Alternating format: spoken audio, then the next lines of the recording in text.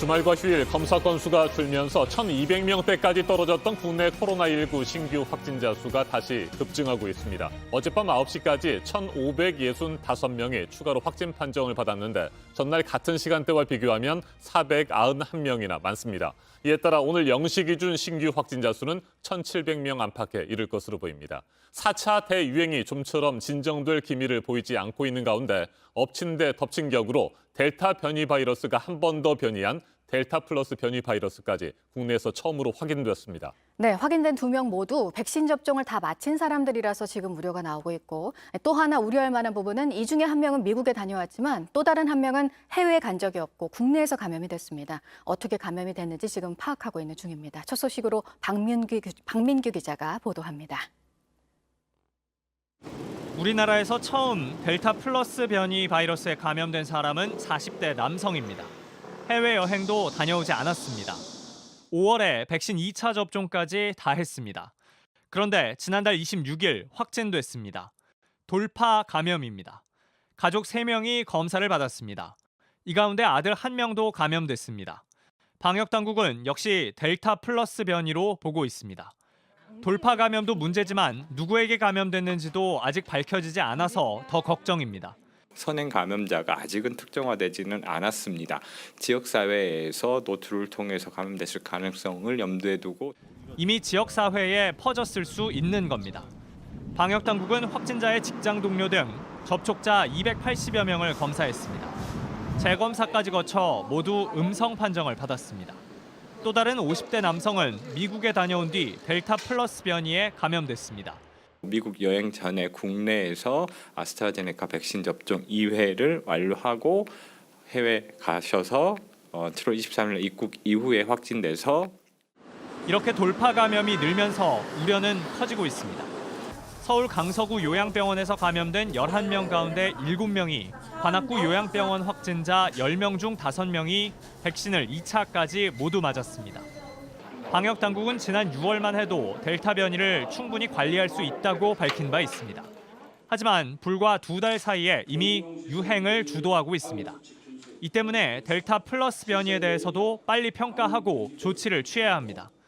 JTBC 박민규입니다. 델타 플러스 변이 바이러스에 감염된 40대와 50대 남성은 다행히 특별한 증상이 없고 중증 상태도 아닌 것으로 파악됐습니다. 그런데 외국의 사례를 보면 이 델타 플러스 변이 바이러스는 코로나19 백신을 무력화시키는 능력이 매우 강합니다. 기존 델타 변이처럼 전파 속도 역시 빠른 것으로 추정되고 있습니다. 지역사회 추가 감염을 어떻게 해서든지 막아야 합니다. 유한울 기자가 보도합니다. 델타 플러스 변이는 올해 3월 유럽에서 처음 나왔습니다. 이어 일본과 미국, 이스라엘 등 전 세계 약 20개 국가에서 잇따라 발견됐습니다. 지난 6월 말 인도에선 처음 숨지는 확진자도 있었습니다. 델타 플러스 변이는 델타 변이가 다시 한번 변이를 한 겁니다. 코로나 바이러스에서 인체 세포로 침투하는 문 역할을 하는 부위가 스파이크 단백질입니다. 델타 변이는 여기에 이미 한 차례 변형이 일어난 건데 K417N이라는 변이가 더 생겼습니다. 이 형태의 단백질 변이는 베타와 감마 변이에서 발견됩니다. 백신 효과를 떨어뜨리는 것으로 알려져 있습니다. 방역당국은 델타 플러스 변이가 기존 바이러스에 비해 백신을 무력화하는 능력이 최대 5배나 높다고 평가했습니다. 백신을 맞아도 안심할 수 없는 이유입니다. 전파 속도는 아직까지 연구 자료가 없습니다. 다만 델타 변이는 전파가 빠른 영국형 알파 변이보다 1.6배나 더 빠르게 퍼집니다. 델타 플러스 변이도 적어도 이만큼은 빠른 겁니다. 변이를 해서 치료제나 백신의 공격으로부터 회피해서 효과를 떨어뜨리고 코로나 바이러스의 유전체 감시 체계를 좀 더 강화해서 빈틈없이 예정된 백신 접종으로만 계속 나오는 변이 바이러스를 막기는 쉽지 않습니다. 지난 2월부터 백신을 맞은 고령층 등이 효과가 떨어지면서 돌파 감염의 대상이 될 수도 있습니다. 그래서 3차 추가 접종은 물론 방역 대책 전반을 다시 점검해야 합니다. JTBC 유한울입니다. 델타 플러스 변이 바이러스까지 국내에서 확인된 가운데 델타 변이 바이러스는 어린이들에게도 심각한 질병을 일으키는 것으로 나타났습니다. 미국 보건당국은 나이가 어리고 건강하다고 해서 절대 안심해서는 안 된다며 학교에서든 가정에서든 마스크를 써달라고 당부했습니다. 최대 도시 뉴욕시에서는 오는 16일부터 식당에 들어가려면 백신 접종 사실을 반드시 증명해야 합니다. 워싱턴에서 임종주 특파원이 소식 전해왔습니다. 미국 남부 루이지애나에서 지난 주말 사이 새로 확진된 11,000여 명 가운데 어린 환자가 2,000명을 넘는 것으로 나타났습니다. 4살 이하 어린이가 470여 명, 5살부터 17살까지가 1,600여 명이었습니다. 증상이 심해져 입원 치료를 받는 어린이도 잇따르고 있습니다. We're seeing children as young as a few days that have COVID up to teenagers. Some of them need breathing tube. 델타 변이 앞에선 나이가 어리다고 해서 또 건강하다고 해서 마음을 놔선 안 된다는 증거라고 보건당국은 경고했습니다. It's clear that this variant is capable of causing serious illness in children, which means recommendations of mask wearing in schools and that at home. 미국 내 감염자가 크게 늘면서 전체 입원 환자도 5만 명으로 급증했습니다. 지난 겨울철 대유행 때만큼은 아니지만 백신이 나오기 전인 지난해 여름과 비슷한 수준입니다.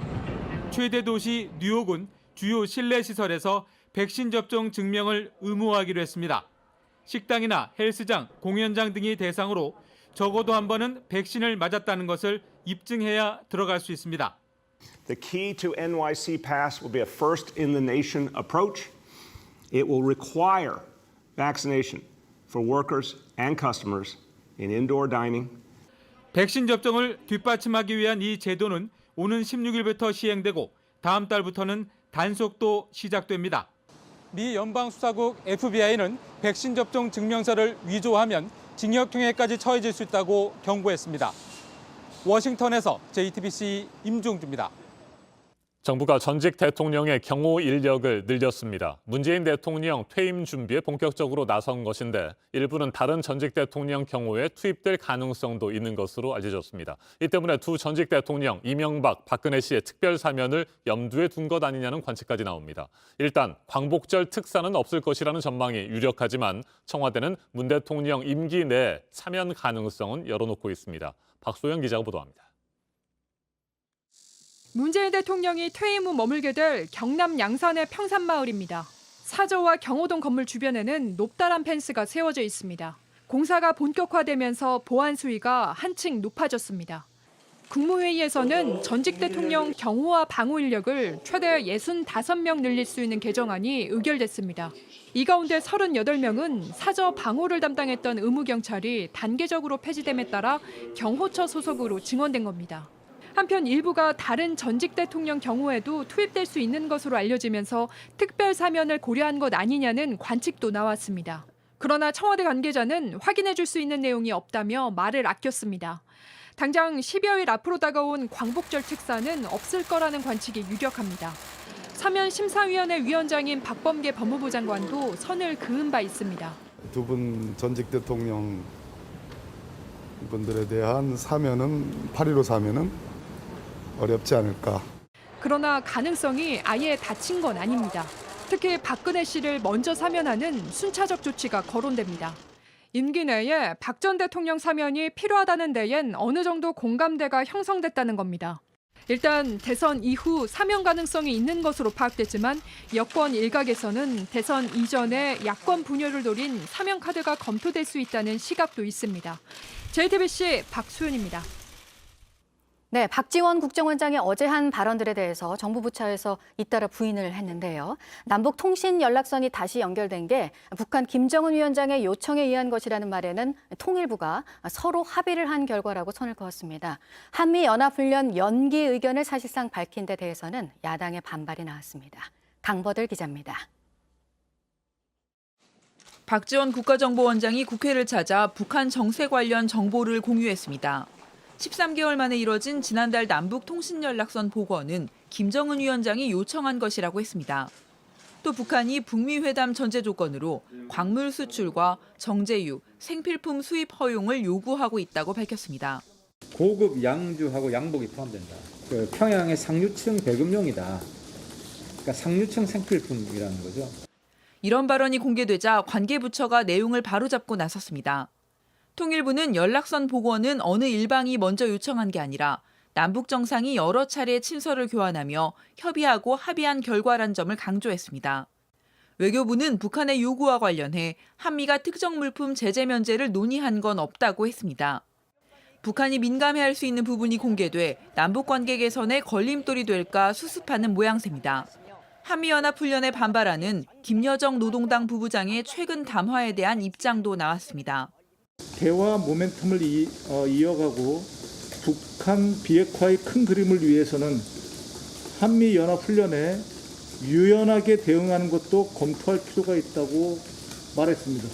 사실상 연기 의견을 밝힌 건데 야당은 강하게 반발했습니다. 국정원이 사실상 김여정의 하명기관으로 전락했다. 그리고 통일부가 입장을 냈는데 굳이 국정원이 떠내는 게 북한의 비위 맞추기 경쟁하는가. 이에 대해 김병기 의원은 국정원의 공식 입장이 아니라 박 원장의 입장을 밝힌 것이라고 설명했습니다. JTBC 강보들입니다.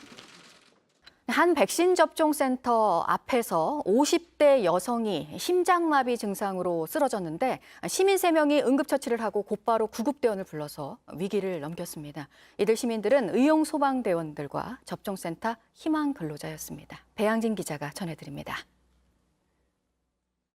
한 여성이 괴로운 듯 의자에 주저앉습니다. 몸을 가누지 못하는 듯 하더니 완전히 의식을 잃고 바닥에 쓰러져 버립니다. 그러자 이 장면을 본 주변 시민 3명이 곧바로 달려옵니다. 환자의 상태를 확인한 뒤 주변 구급대원에게 도움을 요청하고 급히 심폐소생술을 실시합니다. 어제 오전 8시 40분쯤 부산 북구 문화빙상센터에 마련된 백신 접종센터 앞에서 일어난 일입니다. 영상 속 3명의 시민은 부산 북부소방서 모라 여성의용소방대원 2명과 백신 접종센터 희망 근로자였습니다. 심장마비 증상으로 쓰러졌던 50대 여성은 이들의 요청으로 바로 달려온 119 구급대의 응급처치를 받고 다행히 호흡과 의식을 회복했습니다. 이후 근처 응급실로 이송돼 후속 치료를 받았는데 현재는 의식이 또렷한 상태인 것으로 전해졌습니다. 환자를 살린 건 의용소방대원과 센터 희망 근로자의 눈썰미와 순발력이었습니다.